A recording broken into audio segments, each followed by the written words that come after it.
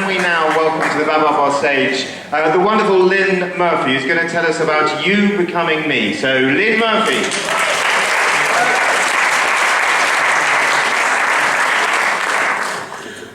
So we're going to start with a little game. I just want you to call out what you see on the screen. Chair. Chair.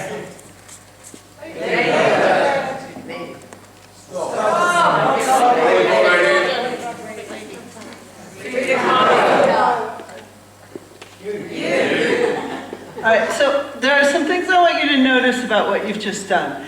So you gave each of these things names, right?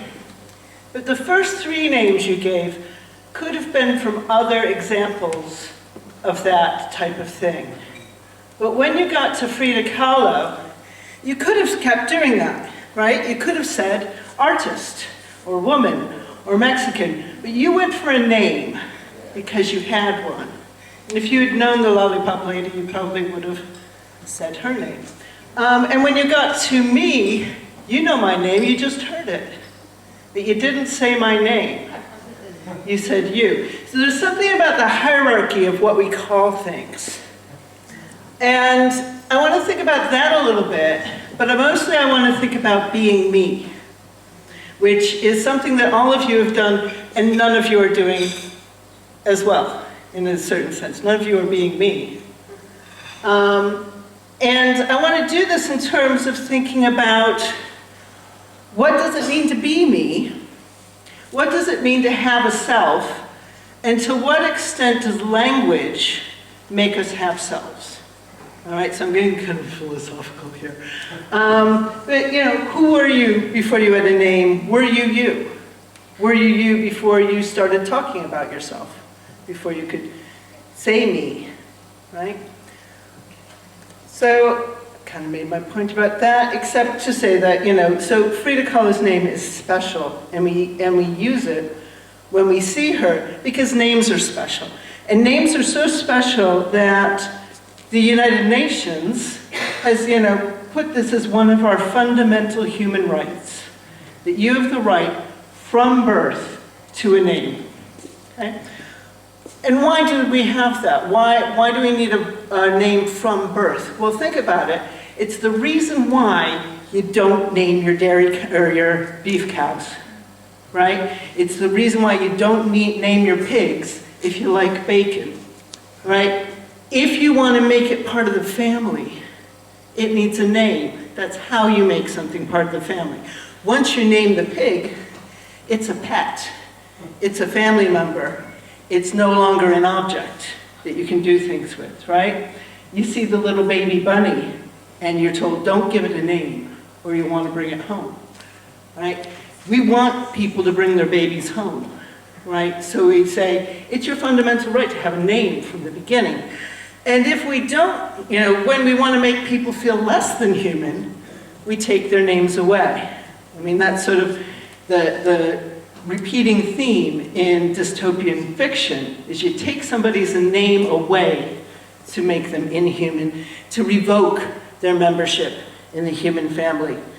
Sometimes we have to be reminded to say people's names, right? To keep their humanity going. And so for that reason,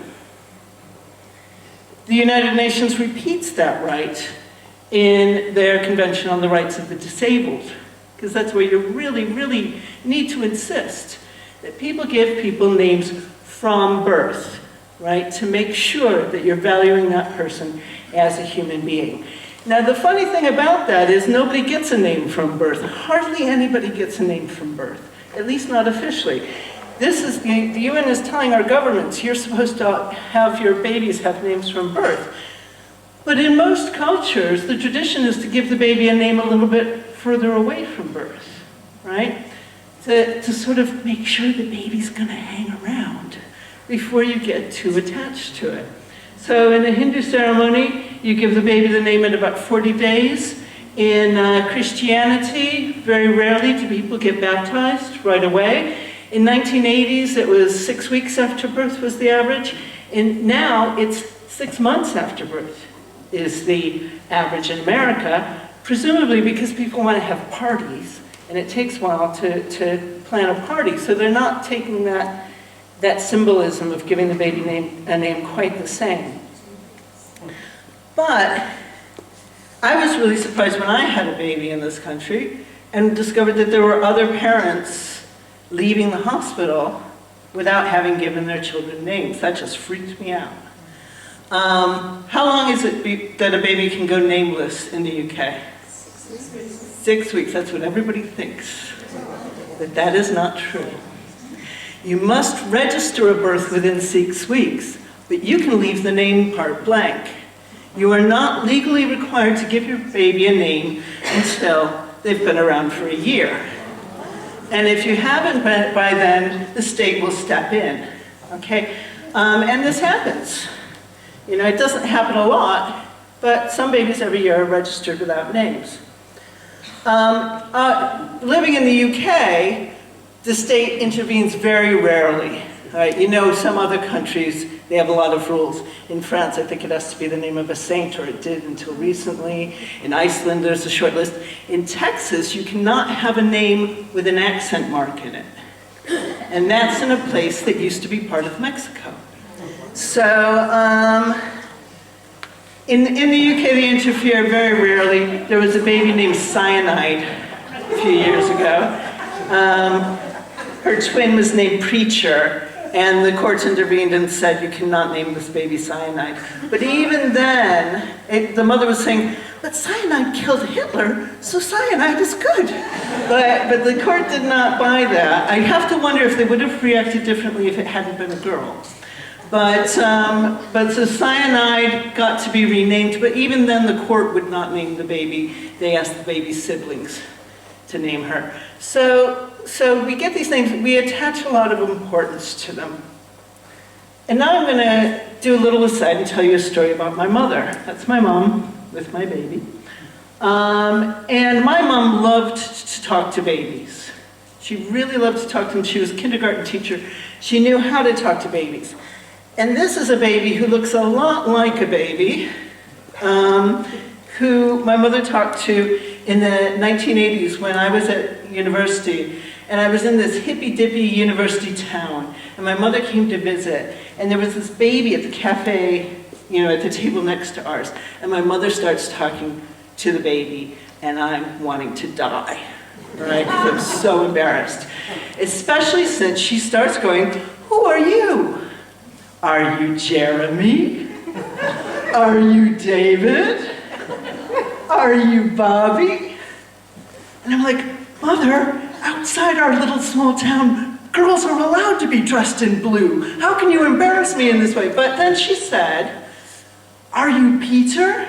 And this baby went wild, right? This baby was, ah! He heard the most important word in the world, his name. And he was 5 or 6 months old, and he knew that word. That was the one word that he was going to go crazy for, right? And we don't stop. Our names stay being the most important word to us. You know that whenever anybody misspells your name, right? Whenever my name is Lynne with an E, I get Lynne without an E an awful lot, and I feel insulted, right? You feel hurt when somebody trashes your name, misrepresents your name. I didn't show you the one where Virginia was vagina, but we can also tell that your name is really important to you because there's something called the cocktail party effect, where if you're in a crowded room, you tune in just to the people who you're having a conversation with. But if somebody across the room says your name, you will hear it, right? You won't have heard the hundreds of words they said before that, but you heard that. Your ears burned, as we say, right? Because your name is so important to you. Your name is so important to you that you will start looking like your name. So this was related to a study done in Israel and France, where they gave people lists of, they gave people random pictures and lists of 4 names and said, which name goes with this face? And, you know, people should have just done it by chance, right? But they didn't. you know, a statistically significant number of people would agree that this face looked like an Anne and that face looked like a Claudia. And when they averaged out the faces that looked like Anne's, that looked like Claire's, they found they didn't get an average human face. They got different people. And so part of the idea is that you are your name so much that you start to look like the expectations of somebody who has your name. So back to Peter. Peter's name is the most important thing to Peter, but Peter will not say his name for a very long time. It's one of the first words he learns to understand, or at least to react to. But when he starts learning words, when he starts saying words, 4 or 5 months after we first met him, maybe 6 months after we first met him, he will not say his own name. He might say Mama Dada, or the dog's name, but he won't say Peter. And he won't say Peter for quite a while, because there's no point in saying Peter until you have some other words to say with it. So Peter won't start referring to himself until he's a grammatical being, until he's making some sentences, till he can say, Peter do it, right? Or Peter go bye-bye, right? Because if you don't, if you just go around saying Peter, Peter, Peter, Peter, Peter Tree, you will, you end up sounding like a Pokemon, and nobody wants to sound like a Pokemon, right? What you do end up sounding like early in your child development, in your self-development, is you end up sounding like Elmo. So I don't know how many of you know the Sesame Street character Elmo, but Elmo always refers to Elmo as Elmo. Elmo loves you. Elmo's friend is Dorothy. Elmo, Elmo, Elmo, all right? That's called Iliism, when you refer to yourself in the third person, and that's what Elmo always does. So he's sort of arrested in his development at the next stage that Peter gets to, referring to himself as Peter. That's around 18 months when he's got a vocabulary of between 50 and 100 words. Okay, I just want to throw this in because I just said referring to yourself in the third person, and I know that sometimes when I use grammatical terms, people freak out. So this is just basic grammatical terms.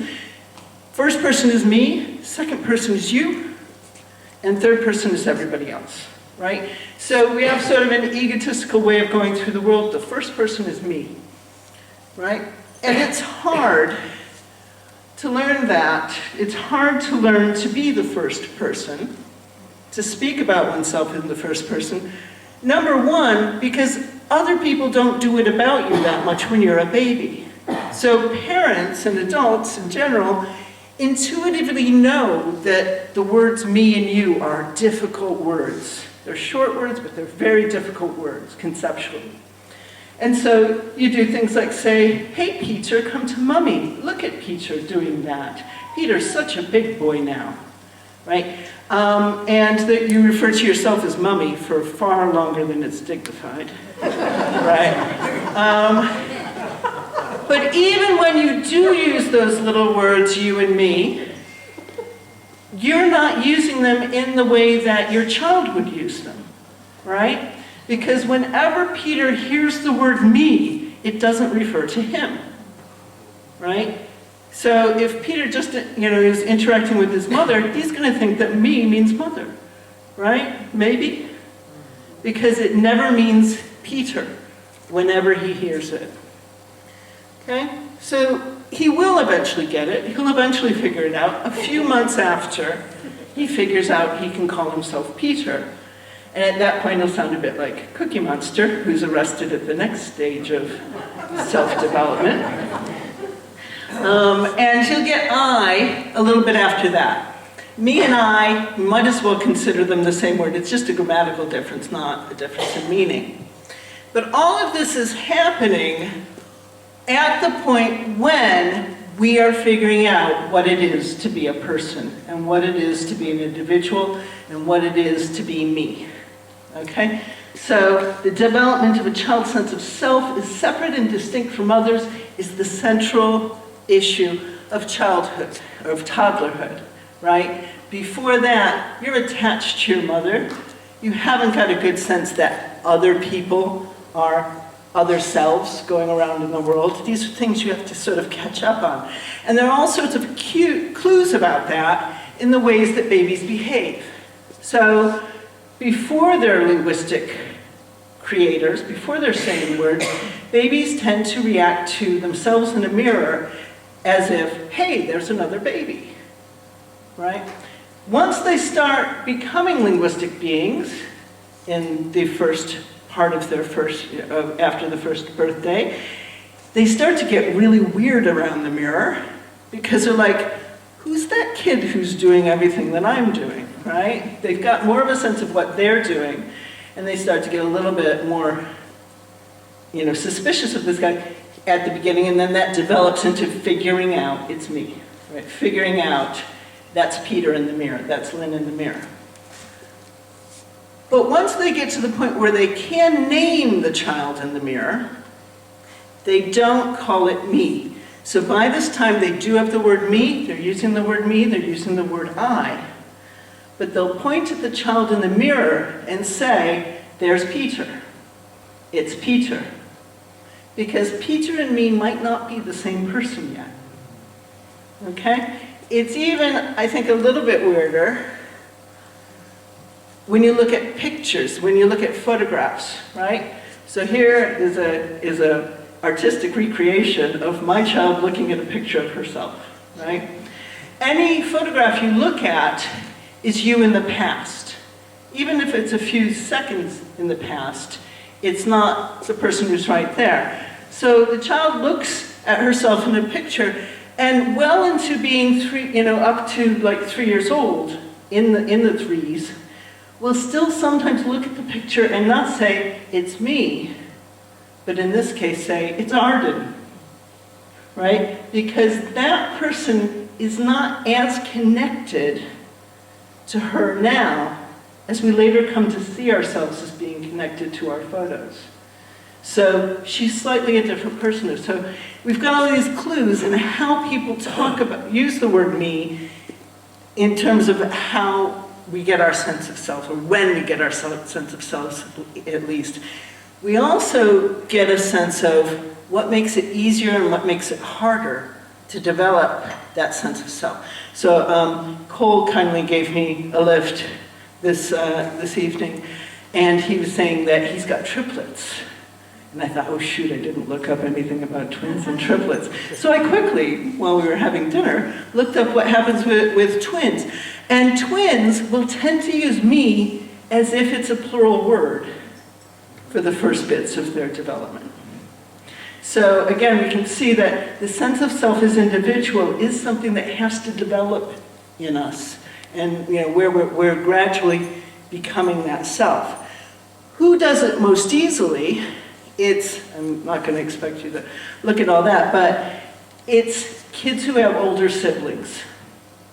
So if you have older siblings, you've been in a context where me isn't always your mother, and you isn't always you, right? So you've got to observe more people using these words in more different ways, and that makes it easier to learn. And so those kids, at 21 months, they're all failing the picture test. They still don't, look at a picture of themselves and not use their name.